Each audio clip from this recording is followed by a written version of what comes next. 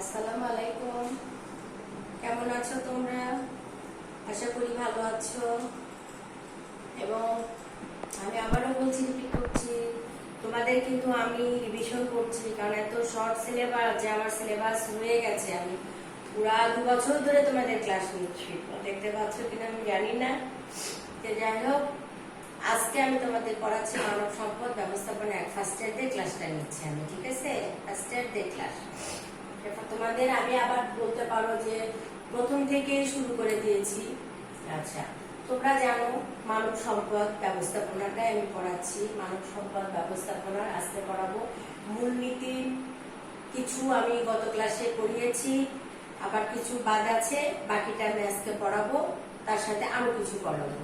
আচ্ছা, মানব সম্পদটা তোমরা জানোই মোটামুটি যে কোনো প্রতিষ্ঠান বলো, অফিস বলো, যে কোনো জায়গা মানব যে শক্তি, যে মানব যে মানে যে কাজের মানে মোট কথা মানুষের যে কর্মসংস্থান, তাতে তাদের যে শ্রম ব্যয় করে, শক্তি ব্যয় করে, সেটাই হচ্ছে যে মানে মানে কঠোর যে পরিশ্রম দেয়, সেটাই হচ্ছে সম্পদ। মানে একটা সম্পদ, মানব সম্পদ।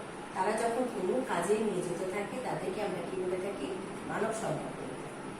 আচ্ছা, আজকে আমরা পড়াবো মানব সম্পদ ব্যবস্থাপনার মূলনীতি। এর আগে আমি মূলনীতি অলরেডি কয়েকটা পয়েন্ট পড়িয়ে ফেলছি। আচ্ছা, তাও বলতেছি, নীতি হচ্ছে মৌলিক সত্য যা কাজ ও ফলাফলের মধ্যে সম্পর্ক স্থাপন করে। কি হচ্ছে মৌলিক নীতি? হচ্ছে মৌলিক সত্য যা কাজ ও ফলাফলের মধ্যে, কাজ এবং ফলাফলের মধ্যে একটা সম্পর্ক স্থাপন করে, সেটা হচ্ছে মানব সম্পদ ব্যবস্থাপনার নীতি, মূল নীতি। সুতরাং ব্যবস্থাপনাকে নীতি প্রণয়নের মৌলিক সত্য নির্দেশনা হিসাবে সাহায্য করে থাকে। সেক্ষেত্রে আমাদের মূল নীতিটা দরকার আছে। আচ্ছা, এর আগে আমরা পড়েছি ন্যায্য মানে পয়েন্ট কিছু পড়েছি। আজ পড়াবো তোমাদের 5 নাম্বার হচ্ছে ন্যায্য পুরস্কার সংক্রান্ত নীতি। ঠিক আছে, ন্যায্য পুরস্কার সংক্রান্ত নীতি। তারপরে উন্নয়নের সুযোগ সংক্রান্ত নীতি, দলগত উৎসাহ সংক্রান্ত নীতি, কার্যকর যোগাযোগের নীতি, যৌথ ব্যবস্থাপনা সংক্রান্ত নীতি, তারপরে সুষ্ঠু কর্মসংস্থান সংক্রান্ত নীতি। তাহলে ন্যায্য পুরস্কার সংক্রান্ত নীতি। আচ্ছা, মানব সম্পদ ব্যবস্থাপনার মধ্যে দেখো মূল নীতিগুলোর মধ্যে একটা কি আছে? ন্যায্য, তুমি যে কাজ করছো, শ্রম দিচ্ছ, সেখানে ন্যায্য পুরস্কারের একটা নীতি আছে। আবার উন্নয়ন, যে তুমি যে কাজ করছো সেখানে উন্নয়নের একটা সুযোগ আছে, সেখানেও একটা নীতি আছে। তারপর বলতেছে দলগত উৎসাহ সংক্রান্ত নীতি। ঠিক আছে, কার্যকর যোগাযোগের নীতি একটা আছে, যৌথ ব্যবস্থাপনা সংক্রান্ত নীতি আছে। আচ্ছা, সুষ্ঠু কর্মী সংক্রান্ত নীতি আছে। আচ্ছা, এখন আমি এগুলো ডিটেইলসে তোমাদের সাথে একটু আলোচনা করছি। ঠিক আছে, তাহলে আমরা মোটামুটি কি পেলাম? পরে কয়েকটা নীতি তো আমি তোমাদেরকে পড়িয়েছি, আবার বাকি নীতিগুলা দেখো। বাকি নীতিগুলোর মধ্যে আমি পড়াইছিলাম উচ্চ মনোবলের নীতি পর্যন্ত তোমাদেরকে আমি পড়িয়েছি। তাহলে ন্যায্য পুরস্কার সংক্রান্ত নীতি, ঠিক আছে, প্রত্যাশিত ফল পেতে কর্মীগণ তাদের সর্বোত্তম প্রচেষ্টা নিয়োগ করে। সুতরাং তাদের প্রচেষ্টার প্রতিদান হিসাবে সঠিক ক্ষতিপূরণের ব্যবস্থা করা দরকার। এতে নিজে সন্তুষ্ট হয়, মানসিক শান্তি পায়, এর ফলে শিল্পের শান্তি প্রতিষ্ঠা লাভ হয়। সঠিক কাজের জন্য সঠিক মজুরি প্রদান, এটাই মানব সম্পদ ব্যবস্থাপনার অন্যতম মৌলিক নীতি হওয়া উচিত।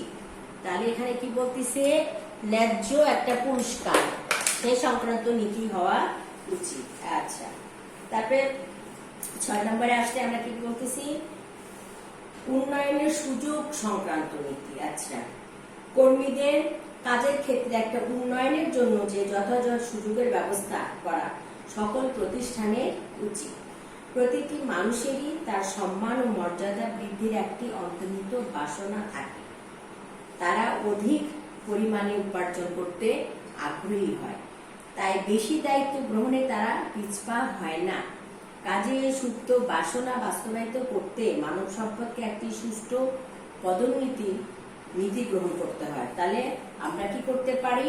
সুষ্ঠু পদোন্নতি নীতি গ্রহণের মাধ্যমে তোমাদেরকে কর্মক্ষেত্রে উন্নয়নের সুযোগ সৃষ্টি করতে পারে। দলগত উৎসাহ সংক্রান্ত নীতি। আচ্ছা, সংগঠনে রীতিবদ্ধ সম্পর্ক ছাড়া কিছু না কিছু ঘরোয়া সম্পর্কের অস্তিত্ব দেখা যায়। এই ঘরোয়া সম্পর্কের যথাযথ স্বীকৃতি দানের ব্যবস্থা করা মানব সম্পদ ব্যবস্থাপনার উচিত। এর ফলে দলগত উৎসাহ বাড়ানো সম্ভব হয়। যদি একবার দলগত উৎসাহ গড়ে তোলা যায় তাহলে কর্মীগণ যৌথভাবে কাজ করতে অনুপ্রাণিত হবে এবং যৌথভাবে দায়িত্ব গ্রহণ করতে পারবে। দলগত উৎসাহ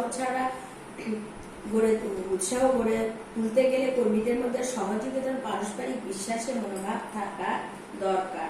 আচ্ছা, তাহলে কি বলতেছে যে এখানে আর একটা নীতি হওয়া উচিত যেখানে সবাই মিলে দলগতভাবে কাজ করবে এবং সে কাজে উৎসাহ বাড়ানোর জন্য তাদের একটা দলগতভাবে তাকে উৎসাহিত করতে হবে। কার্যকর যোগাযোগের নীতি। আচ্ছা, ব্যবস্থাপনা এবং কর্মীদের মধ্যে যোগাযোগের একটি স্বচ্ছ প্রণালী থাকা দরকার। ঠিক আছে, কার্যকর যোগাযোগের নীতি এই যে কি বলতেছে, ব্যবস্থাপনা এবং যে ম্যানেজমেন্টে থাকে এবং যারা কাজ করে এই ব্যবস্থাপনা এবং কর্মীদের মধ্যে একটা যোগাযোগের স্বচ্ছ প্রণালী থাকা দরকার। যোগাযোগের অর্থ হলো উচ্চ স্তরে কর্তৃপক্ষের আদেশ নিম্নমুখী হয়ে কর্মীদের কাছে পৌঁছাবে, আর কর্মীদের অভাব অভিযোগ অনুরোধ ঊর্ধ্বগামী হয়ে উচ্চ স্তরে কর্তৃপক্ষের কাছে পাঠানো হবে। কাজেই সুষ্ঠু যোগাযোগ ব্যবস্থা দক্ষতা বৃদ্ধিতে এবং সেই সঙ্গে সংগঠনের উন্নতি ও সমৃদ্ধিতে সাহায্য করে। অপরপক্ষে যদি যোগাযোগ ব্যবস্থা মসৃণ ও কার্যকর না হয় তাহলে বিভিন্ন সমস্যা উদ্ভূত হতে পারে, যা পরিণামে সংগঠনের কার্য সম্পাদনে বিরূপ প্রতিক্রিয়া সৃষ্টি করে। যৌথ ব্যবস্থাপনা সংক্রান্ত নীতি। সংগঠনে ব্যবস্থাপনায় কর্মীদের তরফে অংশগ্রহণের ধারণার সঙ্গে এই নীতি সম্পর্কিত। ব্যবস্থাপনার যথাযথ প্রতিপাদনের জন্য এটা নিঃসন্দেহে বলা যেতে পারে যে মানব সম্পদ ব্যবস্থাপনায় কর্মীদের অংশগ্রহণ করতে দেওয়া উচিত। এই নীতি বর্তমানে সমগ্র বিশ্বে এক অভাবনীয় আলোড়ন তুলেছে। যদি এই নীতি আন্তরিকভাবে অনুসরণ করা হয় তাহলে সংগঠনে এক সৌহার্দ্যপূর্ণ পরিবেশ বিরাজ করবে, যা পারস্পরিক বিশ্বাস ও বন্ধুত্বের বিকাশ ঘটিয়ে একটি সুষ্ঠু সম্পর্ক গড়ে তুলতে সাহায্য করে। সুষ্ঠু কর্মী সংক্রান্ত নীতি। কর্মী সংক্রান্ত নীতি যতদূর সম্ভব সুষ্ঠু ও সেই সঙ্গে পরিবর্তনশীল হওয়া বাঞ্ছনীয়। সকল ধরনের অনিশ্চয়তা দূরীভূত করতে এবং কর্মীদের মধ্যে নিরাপত্তা বোধ জাগিয়ে তুলতে নীতি সুদৃঢ় ও সুষ্ঠু হওয়া প্রয়োজন। সেই সঙ্গে এটি পরিবর্তনশীল হওয়া দরকার, যাতে পরিবর্তিত পরিস্থিতির সঙ্গে অতি সহজে খাপ খাওয়ানো যায়। অতি সহজে কি করা যায়? খাপ খাওয়ানো যায়। আচ্ছা, তাহলে মানব সম্পদ ব্যবস্থাপনার মূল নীতিগুলি বাকি পয়েন্টগুলো আমি আজকে পড়ালাম। এরপরে আমি তোমাদের পড়াবো মানব সম্পদ ব্যবস্থাপনার কার্যাবলী। ঠিক আছে? আচ্ছা, মানব সম্পদ ব্যবস্থাপনার কার্যাবলী। আচ্ছা, কি বলতেছে যে প্রতিষ্ঠানের লক্ষ্য অর্জনে মানব সম্পদের কাম্য ব্যবহার নিশ্চিত করা মানব সম্পদ ব্যবস্থাপনার একটা প্রধান কাজ। মানব সম্পদ সংগ্রহ। আচ্ছা, মানব সম্পদ সংগ্রহ। মানব সম্পদ সংগ্রহ দেখো কতগুলো আবার পয়েন্ট আছে। মানব সম্পদ পরিকল্পনা। প্রতিষ্ঠানে ভবিষ্যতের মানব সম্পদ চাহিদা নিরূপণের প্রক্রিয়াকে মানব সম্পদ পরিকল্পনা বলে। অন্যভাবে বলা যায়, ভবিষ্যতে সংগঠনের কোনো কাজ সম্পাদন করতে কি পরিমাণ, কেমন দক্ষতা সম্পন্ন লোক, কখন কিভাবে নিয়োগ করা হবে তার পূর্ব চিন্তা ভাবনাকে মানব সম্পদ পরিকল্পনা বলে। আচ্ছা, কার্য বিশ্লেষণ। প্রতিষ্ঠানে কর্মীদের কার্য সম্পর্কিত যাবতীয় তথ্য যেমন কাজের প্রকৃতি, দায়িত্ব কর্তব্য, কর্মীর প্রশিক্ষণ, পারিশ্রমিক, পদোন্নতি ইত্যাদি সম্পর্কে তথ্য সংগ্রহ করাকে কার্য বিশ্লেষণ বলে। কর্মী সংগ্রহ। মানব সম্পদ ব্যবস্থাপনার একটি গুরুত্বপূর্ণ কাজ হচ্ছে কর্মী সংগ্রহ করা। প্রতিষ্ঠানের শূন্য পদের জন্য কর্মীদের আকৃষ্ট করে তোলাকে কর্মী সংগ্রহ বলে। আচ্ছা, তারপরে কর্মী নির্বাচন। সাধারণ অর্থে কর্মী নির্বাচন বলতে কর্মরত কর্মীদের পদোন্নতি, বদলি, প্রশিক্ষণ ইত্যাদি কার্যক্রমকে বোঝায়। মূলত কর্মী নির্বাচন বলতে সংগৃহীত আবেদনকারীদের মধ্য থেকে পরীক্ষা ও সাক্ষাৎকারের মাধ্যমে উপযুক্ত কর্মী বাছাই করাকে বোঝায়। তাহলে মানব সম্পদ ব্যবস্থাপনার কার্যগুলির প্রথম অংশ হচ্ছে মানব সম্পদ সংগ্রহ, 1 নম্বর হচ্ছে মানব সম্পদ পরিকল্পনা, সেক্ষেত্রে কার্য বিশ্লেষণ, কর্মী সংগ্রহ এবং কর্মী নির্বাচন। কর্মী সংগ্রহ এবং কর্মী নির্বাচন। আচ্ছা, খ হচ্ছে মানব সম্পদ উন্নয়ন, কর্মী সামাজিকীকরণ। নতুন কর্মীদের প্রতিষ্ঠানের সাথে পরিচিতি ও খাপ খাওয়ানোকে কর্মী সামাজিকীকরণ বলে। নতুন নিয়োগকৃত কর্মীদের তার পদ, দায়িত্ব, কর্তব্য, প্রতিষ্ঠানের রীতিনীতি সম্পর্কে অবহিত করাকে কর্মী সামাজিকীকরণ বলে। কর্মী প্রশিক্ষণ, কর্মীদের কার্যক্ষমতা উন্নয়নের জন্য তাদের প্রশিক্ষণের ব্যবস্থা করা মানব সম্পদ ব্যবস্থাপনার গুরুত্বপূর্ণ কাজ। প্রশিক্ষণের ফলে কর্মীদের পেশাগত জ্ঞান ও দক্ষতা বৃদ্ধি পায়।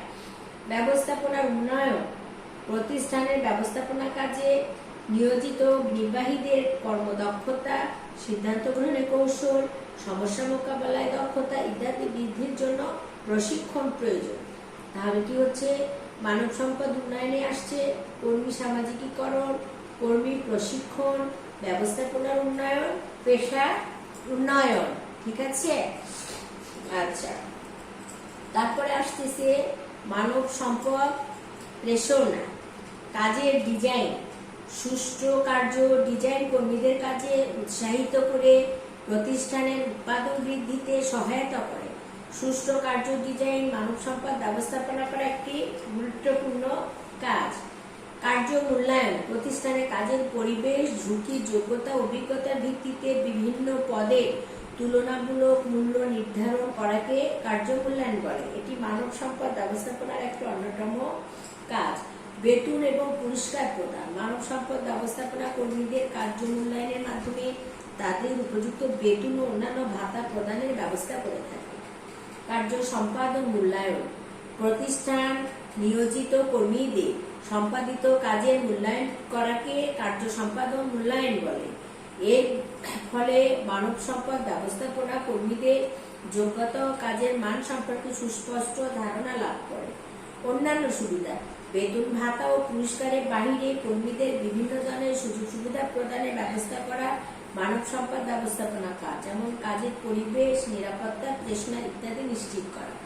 তাহলে গতে কি পাইছি আমরা, মানব সম্পদের প্রেরণা, সেক্ষেত্রে কাজের ডিজাইন, কার্য মূল্যায়ন, বেতন ও পুরস্কার প্রদান, কার্য সম্পাদন মূল্যায়ন, অন্যান্য সুবিধা প্রদান। সেক্ষেত্রে আমরা কি বলতে পারি যে আজকে আমরা তাহলে তোমাদেরকে মানব সম্পদ ব্যবস্থাপনের কার্যগুলি আলোচনা করলাম। সেটা হচ্ছে মানব সম্পদ ব্যবস্থাপনার কার্যগুলি, মানব সম্পদ সংগ্রহ, মানব সম্পদ উন্নয়ন, তারপরে তোমার আসতেছে হচ্ছে যে মানব সম্পদের প্রেরণা। ঠিক আছে? আজকে তাহলে তোমাদের আমি মানব সম্পদ সংগ্রহ, উন্নয়ন আর হচ্ছে যে প্রেরণা, এই 3টা পয়েন্ট আজকে পড়ালাম। আগামী ক্লাসে তোমাদের সাথে আমার আবার দেখা হবে। ঠিক আছে? আল্লাহ হাফেজ।